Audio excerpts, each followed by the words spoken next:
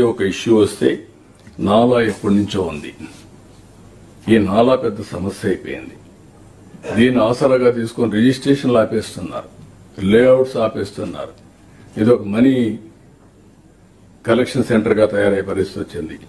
అందుకే ఒక good governance లో భాగంగా ఎజెల్ ఫ్రీ అడ్మినిస్ట్రేషన్ లో నాలా కూడా తీసేస్తున్నాం.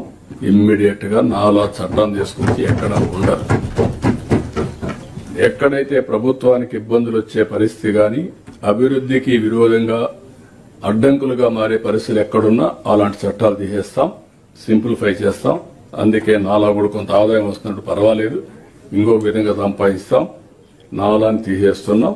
తొందరలోనే అవసరమైతే ఆర్డినెన్స్ కూడా తీసుకొస్తాం. నెక్స్ట్ కేబినెట్ కి తీసుకురమ్మంటున్నాను. తీసుకొచ్చి దీన్ని కంప్లీట్ చేస్తాం.